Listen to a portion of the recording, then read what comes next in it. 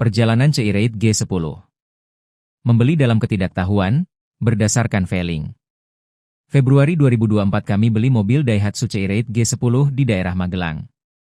Mobil plat up Bantul. Sebenarnya kami datang dengan tujuan hanya untuk melihat, kalau merasa cocok, lalu mengajak yang ngerti mesin untuk cek. Tapi waktu itu, istri langsung merasa cocok dan memutuskan untuk membelinya dan terjadilah deal di harga Rp15.300.000. Sesudah mobil diantar ke rumah, kami belajar setir mobil, karena kami belum bisa setir. Kami meminta tolong anak teman kerja yang kebetulan bisa ngajari setir. Mas Jovan. Hari pertama belajar berjalan lancar. Hari kedua, sesudah sekitar 2 jam latihan, mobil tiba-tiba mati dan tidak bisa di-starter. Dicoba berkali-kali tidak bisa hidup. Dicoba didorong dengan dimasukkan ke gigi 1 juga tidak mau hidup. Servis pertama di bengkel ke-1. Untung Mas Jovan punya teman-teman yang baik hati, yang mau dimintai tolong untuk mendorong mobil. Mobil akhirnya didorong dan dibawa ke rumah teman yang juga bapaknya Jovan. Lalu teman menelepon kenalan yang buka bengkel. Pak bengkelnya datang dan dari sana mobil ditarik dengan mobil lain, Suzuki Veroza, milik saudara dari teman kami tersebut, menuju ke bengkel.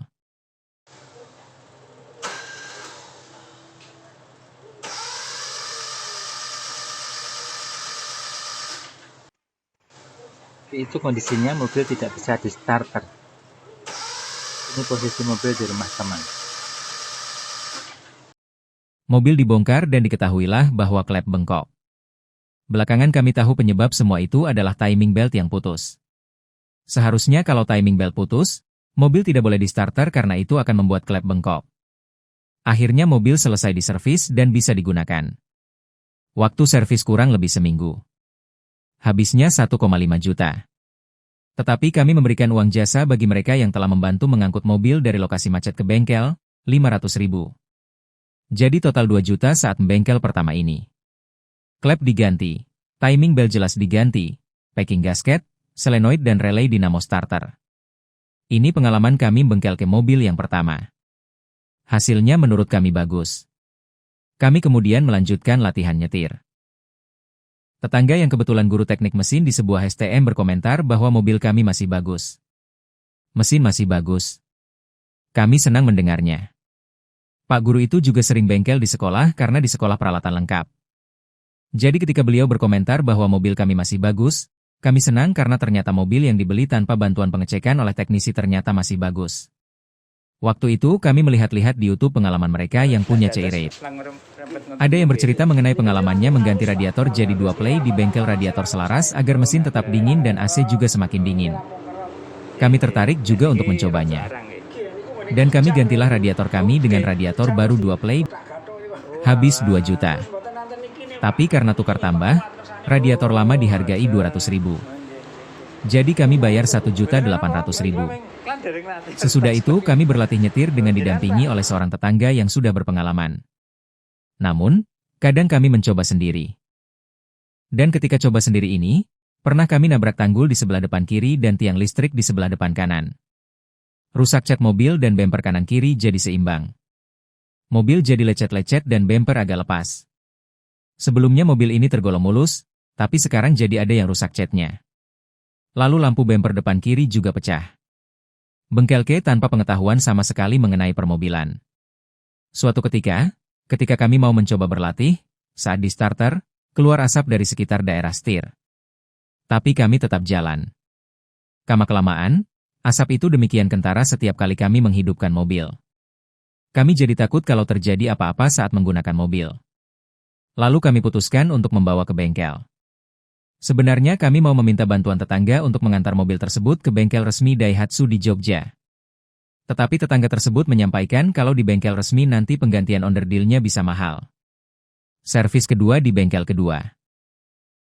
Oleh tetangga direkomendasikan ke bengkel dekat rumah kami. Dia buka bengkel dan dikerjakan sendiri.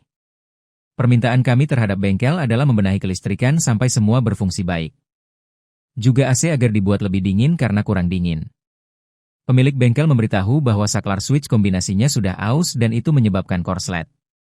Karena dikabari bengkel tidak bisa mendapatkan saklar switch kombinasi, saya beli sendiri online seharga 305.000. Kemudian bengkel mengganti relay kabel set lampu utama seharga Rp200.000. Jasa instalasi listrik Rp250.000. Isi freon dan oli kompresor Rp250.000. Lalu karena kami mengeluhkan getaran mesinnya terasa, bengkel menyarankan ganti engine mounting dan digantilah 3 engine mounting. Depan, kanan, dan kiri. Habis Rp900.000 dan ongkosnya Rp100.000. Lalu ganti lampu bumper yang pecah saat kami nabrak trotoar. Kami beli sendiri online seharga Rp95.000 dan dipasangke oleh bengkel. Jadi bengkel ke mobil yang kedua ini habisnya Rp2.100.000. Lama bengkel ke 2 minggu lebih. Karena bengkel itu di ruang terbuka, kami mendapati bahwa cat mobil kami banyak yang mulai retak atau embukak, kecil-kecil di beberapa tempat. Padahal sebelumnya masih mulus kecuali yang memang nabrak sewaktu kami latihan. Ini sekarang banyak sekali bagian cat yang retak-retak kecil. Tidak tampak kalau dari jauh tetapi kelihatan sekali kalau dari dekat. Ya karena naruhnya itu persis di bawah tritisan, jadi kalau hujan kena aliran air dari genteng, juga kalau panas kepanasan. Kami agak menyayangkan hal ini dan menyesal dalam hati karena sebelumnya mobil kami ini cukup mulus. Mobil diantar ke rumah oleh bengkel. Catatan dari bengkel, dinamo ampernya katanya tekor jadi tidak kuat kalau untuk menghidupkan AC. Harus ganti dinamo amper, kurang lebih biayanya Rp850.000. Jadi mobil bisa dipakai tetapi jangan menghidupkan AC, katanya. Kami terus terang kecewa karena tujuan bengkel ke kali ini adalah membereskan kelistrikan dan AC. Tetapi malah kami tidak bisa menghidupkan AC. Mengenai hal ini kami sebenarnya merasa heran karena sebelumnya tidak demikian. Sebelum ke bengkel mobil kami tetap kuat jalan meskipun menghidupkan AC. Masa sekarang lalu dinamo ampernya tidak kuat? Jadi kami agak ragu dengan apa yang disampaikan oleh bengkel tersebut. Waktu kami coba malam hari berikutnya. Ternyata beberapa lampu masih mati, padahal sebelum dibengkelke lampu-lampu tersebut hidup. Yang mati hanya lampu mundur kiri karena memang tidak ada bohlamnya. Tapi ini lampu lainnya juga mati. Perbaikan yang mencolok adalah lampu utama yang jadi jauh lebih terang. Kemudian warna lampu kota jadi biru. Kemudian hari berikutnya sewaktu kami coba di siang hari, ketika kami pencet klakson, suara klakson tidak mau berhenti dan bunyi terus-menerus. Para pengguna jalan lain jadi terheran-heran. Setelah jalan beberapa jauh dan ketika kami pindah gigi baru klakson berhenti berbunyi. Hal itu berulang beberapa kali. Nah, pagi hari berikutnya, pukul 5 dini hari, klakson mobil berbunyi sendiri tanpa henti membangunkan para tetangga satu gang. Mereka mencari sumber suara dan ternyata itu dari mobil kami. Akhirnya suara klakson melemah dan mati. Saya buka kap mobil, terlihat asap yang banyak keluar dari area sekitaran klakson. Kami melaporkan semua itu ke bengkel. Bengkel bilang bahwa sewaktu dicoba semuanya sudah berfungsi baik. Tapi kami bilang bahwa kenyataannya memang seperti itu dan bengkel akhirnya berjanji akan memperbaiki, tetapi sampai detik ini bengkel tersebut tidak pernah datang ke kami atau menghubungi kami. Karena kejadian itu, kami tidak berani mencoba menjalankan mobil lagi. Ini harus diservis karena kami merasa ada yang korslet dan bahaya kalau digunakan. Jadi hasil dari bengkel yang kedua ini bisa dibilang kami belum pakai mobilnya. Baru mencoba 2 kali itu pun sangat sebentar, hanya sekitaran setengah jam. Jadi belum kami pakai sama sekali. Tepatnya kami tidak berani pakai karena kami curiga ada yang korslet. Saat itu kami bergabung dengan grup FB Daihatsu Ceirate Yogyakarta. Di sana kami menemukan kontak bengkel yang menurut beberapa anggota komunitas bagus. Kami hubungi bengkel tersebut dan akhirnya diambillah mobil kami untuk diperbaiki. Servis ketiga di bengkel ketiga. Kami menceritakan pengalaman bengkel sebelumnya dan keluhan-keluhan kami. Mengenai dinamo amper yang katanya tekor, bengkel baru ini melakukan pengecekan dan ternyata menemukan bahwa dinamo amper masih bagus. Jadi kemungkinan sebelumnya tekor karena memang terjadi korslet. Keluhan utama adalah kelistrikan. Kami meminta agar semua kelistrikan dibenahi. Kemudian kami juga berpesan kalau misalnya ada yang perlu diganti sebaiknya diganti. Bengkel mengusulkan untuk mengganti booster rem karena remnya terasa keras. Juga setir karena setir sudah goyah. Dan ada beberapa bagian lain yang diganti. Lama bengkel juga lebih dari 2 minggu. Berikut rincinya. Servis kelistrikan Rp200.000. Klakson Rp75.000. Freon oli vakum Rp150.000. Water outlet Rp150.000. Booster rem Rp400.000. Setir Rp250.000. Tutup bensin Rp100.000. Tutup bensin ini kami memang meminta untuk diganti karena yang milik kami tidak ada kuncinya. Gigi flywheel Rp250.000. 2 relay 70.000. Ongkos bengkel 450.000. Total 2.095.000.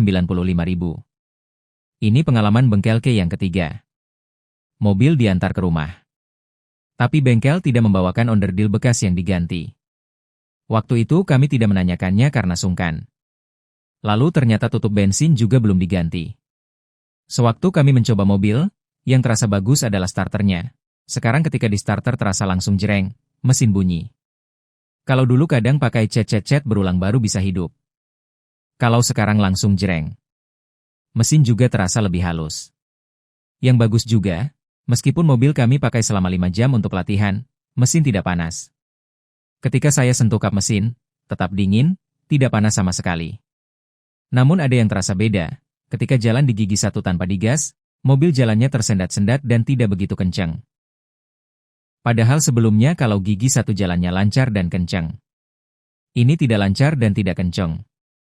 Kemudian sewaktu kami mencobanya untuk kedua kalinya, ada bunyi seret-seret di bagian bawah mobil dan mobil terasa berat. Kemudian, sewaktu untuk belok tajam, terdengar bunyi klok-klok. Ternyata lampu rem juga tidak nyala. Lampu mundur kiri mati. Lampu kota juga mati sebelah. Kemudian lampu utama menjadi seperti awal lagi, tidak seterang sebelumnya, setelah bengkel K yang kedua. Warna lampu kota kembali seperti semula. Kami melihat tampaknya relay kabel set lampu utama yang dipasang oleh bengkel kedua diambil oleh bengkel ketiga ini. Hanya memang kabel-kabelnya dirapikan. Kami menyampaikan beberapa keluhan ini ke bengkel.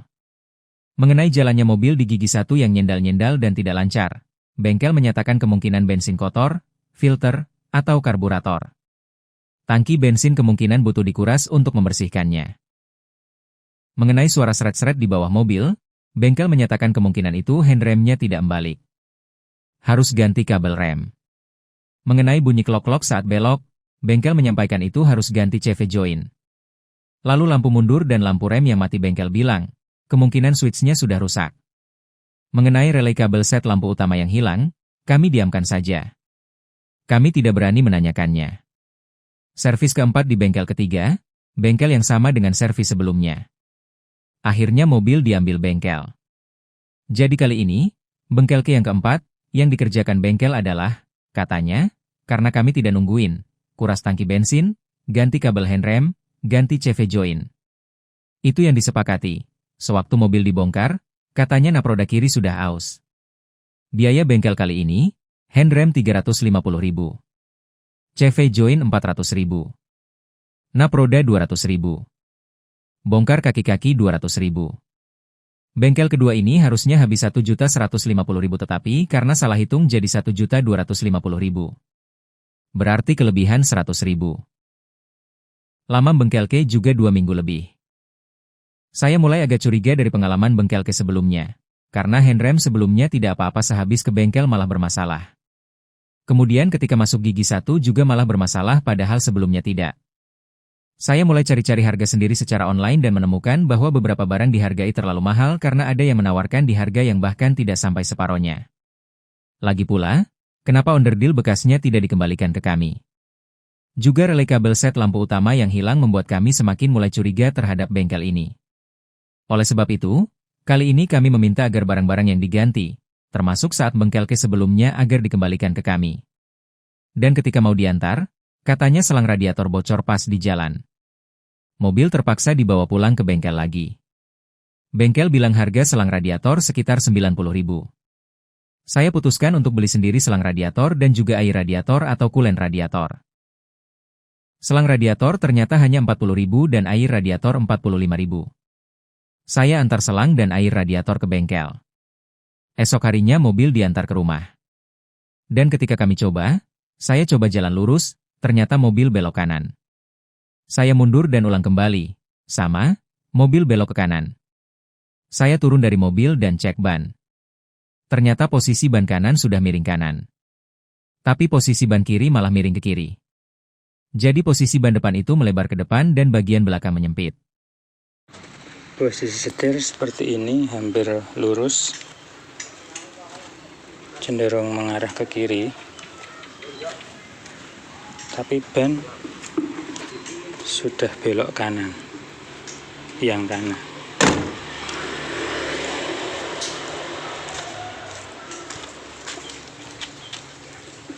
sementara yang kiri agak lurus.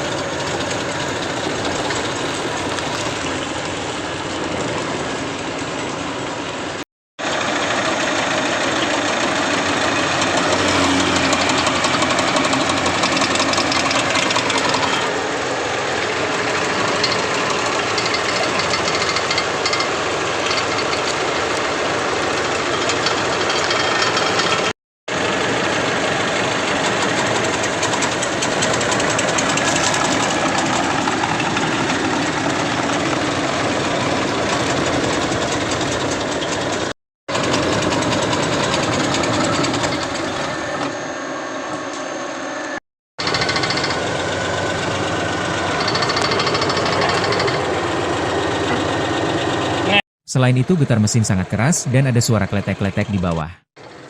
Roda juga getar hebat ketika jalan. Sewaktu kami hidupkan mesin, tetangga yang lewat memberitahu, itu ada busi yang mati. Kami diajari cara cek busi oleh tetangga tersebut. Dan ternyata benar, satu busi mati. Itu yang membuat mesin getar hebat, paling tidak itu salah satu penyebabnya katanya. Ternyata tidak hanya mati, memang businya tidak dipasang kencang, hanya ditempelkan karena saya buka pakai tangan tanpa kunci bisa.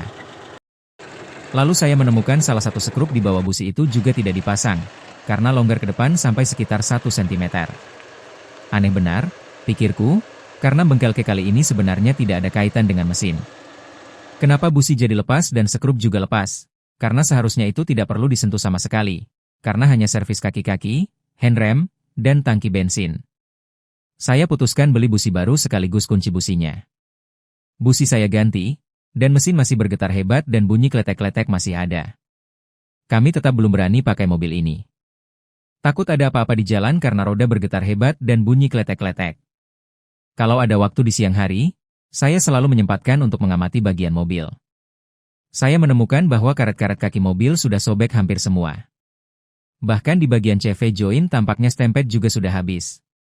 Saya juga melihat bahwa posisi knalpot terlalu rendah, kayaknya dulu tidak serendah ini.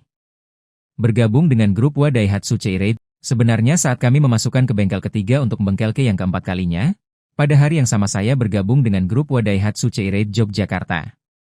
Saya curhat di sana dan mendapatkan masukan-masukan. Suatu hari Pak Ari Bekam datang ke rumah untuk cek mobil kami. Malam-malam beliau datang dan akhirnya menemukan bahwa 2 engine mounting sudah putus atau jebol. Saya kaget dan tidak percaya karena engine mounting itu sebenarnya masih baru. Masa sudah jebol? Setelah saya lihat, ternyata memang sudah jebol. Yakni, engine mounting kanan dan kiri. Pak Ari menanyakan apakah engine mounting yang lama bawaan mobil masih disimpan. Karena masih saya simpan, Pak Ari mengeceknya dan menurutnya masih bagus. Sebenarnya tidak perlu ganti engine mounting, katanya. Masih layak untuk dipakai, katanya. Lalu Pak Ari membantu mengganti engine mounting baru yang sudah rusak itu dengan engine mounting bawaan yang lama. Mengenai lampu mundur dan lampu rem yang mati, Pak Ari cek ternyata yang bermasalah bukan pada switch melainkan pada sekering saja. Setelah saya ganti sekering, benar lampu mundur dan lampu rem jadi hidup. Tidak hanya itu, Pak Ari juga ngajari cara menyetir juga, prinsip dasarnya. Akhirnya kami berani mencoba mobil C-Rate kami setelah sekian lama kami tidak berani mencobanya. Kami pakai latihan sampai beberapa kali. Kami menemukan kejanggalan lain, kalau sehabis servis sebelumnya mesin tidak gampang panas, sekarang, baru dipakai jalan belum sampai sekilo pun mesin sudah mulai panas, dan ketika sudah dipakai kurang lebih setengah jam, indikator sudah sampai setengah. Berarti mesin panas sekali. Ini aneh sekali karena sebelumnya tidak seperti ini, bahkan dulu ketika dipakai 4 jam atau 5 jam pun, mesin tidak panas. Kok sekarang panas sekali? Servis kelima di bengkel keempat. Setelah mendengar saran dari anggota komunitas C-Rate Yogyakarta yang lain, akhirnya saya meminta tolong salah satu anggota senior yang direkomendasikan untuk mengganti karet-karet kaki-kaki mobil. Saya membeli sendiri karet-karetnya, juga stempetnya. Bengkel keempat ini sebenarnya tidak buka bengkel, tetapi sering dimintai tolong tetangga untuk menservis mobil mereka. Sebelum membawa mobil ke sana, saya bertemu dengan bapak bengkel ini terlebih dahulu untuk meminta izin dan konsultasi. Intinya saya ingin mengganti karet-karet kaki-kaki mobil dan minta tolong untuk dicek permesinannya agar paling tidak aman untuk digunakan. Bapak bengkel ini tidak keberatan untuk saya mintai tolong menyervis mobil saya. Mobil kami bawa ke sana. Sampai di sana bapak bengkel langsung komentar, siapa yang setel pengapian, kok kasar sekali. Setelah dicek, ternyata platina harus sudah ganti, lalu ada bagian lain di dalam delco yang juga harus diganti. Kipas radiator juga terlalu kecil, katanya. Lah kipasnya saja seperti ini bagaimana mesin tidak panas, katanya.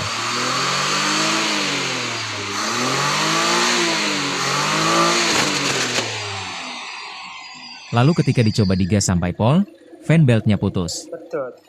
Tampaknya bapak bengkel ini sudah tahu bahwa fan belt sudah harus diganti sehingga sengaja digas sampai pol biar putus. Jadi rekomendasi bapak bengkel ini adalah, ganti platina dan komponen lain di dalam delco. Saya lupa namanya, ganti fan belt, ganti kipas radiator. Lalu setelah roda dibongkar, bapak bengkel ini juga merekomendasikan untuk ganti tie rod end karena yang sebelah kiri sudah goyah. Bapak bengkel juga menemukan bahwa knalpot sudah keropos dan sudah bocor, maka menyarankan knalpot diganti. Saya mencari kipas radiator dan tie rod. Di semua bengkel di Jogja tidak ada yang menjual tie rod untuk C-Rate G11. Kalau kipas radiator saya ambil di penjual onderdeal bekas copotan. Sampai 2 hari saya keliling tidak berhasil mendapatkan tie rod yang merek 555. Karena itu yang disarankan bapak bengkel. Ketika bapak bengkel mengamati kembali raen dan tie rod yang ada di mobil saya, ternyata raen dan tie rodnya bukan punya G11, bahkan kanan dan kiri beda. Yang kanan punya klasi, yang kiri punya G10. Lalu yang kanan raen sudah dipotong dan yang kiri tie rodnya sudah disambung dengan mur. Bapak bengkel itu akhirnya mengerti kenapa Tuhan tidak menghendaki saya menemukan tie rod G11 karena kalau berhasil mendapatkan pun akan sia-sia karena tidak akan cocok kalau dipasangkan di raen yang ada. Harus ganti semua. Akhirnya bapak bengkel mencoba mengakali sendiri dari raen dan tie rod yang ada. Ditemukan juga bahwa knakel baik kiri maupun kanan sudah ada las-lasannya juga. Kalau yang kanan, bengkel sebelumnya juga sudah menyampaikan bahwa sudah dilas. Tapi bapak bengkel menyarankan tidak usah diganti dulu tidak apa-apa. Mobil dipakai dahulu nanti kalau ada dana bisa diganti di kemudian hari. Sesudah karet-karet kaki-kaki mobil terpasang dan mesin sudah disetel pengapiannya, juga engine mounting diperkuat pakai engine mounting bekas punya bapak bengkel, maka saya diajak ke bengkel las untuk mengganti knalpot. Baik knalpot maupun pipa diganti semua, hanya ada sebagian pipa yang masih bagus yang tidak diganti. Proses penggantian kurang lebih 1 jam. Setelah selesai, suara mobil jadi jauh sangat halus dibandingkan sebelumnya. Tapi suara kletek-kletek tidak hilang karena itu ternyata kalipernya. Bapak bengkel bilang itu tidak apa-apa, hanya memang suaranya mengganggu. Sekarang mobil sudah bisa kami gunakan dengan baik, tetapi PR-nya masih banyak. Pertama knakel. Kedua rak end dan tie rod. Ketiga handrem tampaknya juga belum beres. Tidak tahu apakah dulu benar-benar diganti baru atau tidak oleh bengkel ketiga karena sekarang pun masih ada bunyi seret-seret kayak gendoli sewaktu mobil dijalankan. Keempat, ternyata rodanya pakai PCD 4x114, harusnya pakai PCD 4x110. Hal ini membuat roda tidak bisa dikencangkan sampai benar-benar kencang karena malah akan rusak, jadi harus sering dicek sekrup-sekrup rodanya. Kelima, lampu mundur kiri mati. Lampu spoiler mati, lampu kabin mati. Padahal kayaknya awal beli mobil semua lampu tersebut nyala, kecuali lampu mundur yang memang tidak ada bohlamnya waktu itu. Jadi kami servis kelistrikan 2 kali dan ternyata masih tetap belum beres malah tambah PR-nya. Demikian pengalaman kami dalam memiliki dan menggunakan mobil Daihatsu C-Rate G10 1984. Maksud kami berbagi pengalaman ini agar pemirsa bisa belajar dari kesalahan kami. Kesimpulan kami adalah, bengkel pertama untuk servis pertama kerjanya bagus, tidak meninggalkan masalah. Terima kasih Pak Gusi. Bengkel kedua untuk servis kedua mungkin memang kurang pengalaman dengan mobil tua tetapi merasa bisa. Bengkel ketiga, untuk servis ketiga dan keempat, sebenarnya ahli tetapi karena kami tidak memantau proses servis dan kami memang tidak memiliki pengetahuan sama sekali mengenai mobil tampaknya ketidaktahuan kami ini dimanfaatkannya dan pengerjaannya dilakukan secara kurang bertanggung jawab sehingga kondisi mobil sebagian besar malah semakin bermasalah. Motivasinya mungkin agar kami rutin bengkelke ke tempat dia sehingga masalah sengaja tidak diselesaikan atau sengaja dibuat masalah baru. Bengkel keempat, untuk servis kelima, orangnya cukup bertanggung jawab dan pecinta mobil tua sehingga ia melakukan pekerjaannya dengan senang hati sehingga hasilnya bagus. Bengkel keempat ini jujur, Dia mengakui kalau kelistrikan tidak menguasai. Hanya menguasai mesin dan kaki-kaki. Terima kasih saya sampaikan kepada Pak Thomas atau Kung Thomas dan kepada anggota DCJ semua. Semoga pengalaman kami ini berguna bagi pemirsa semua. Salam pecinta mobil tua.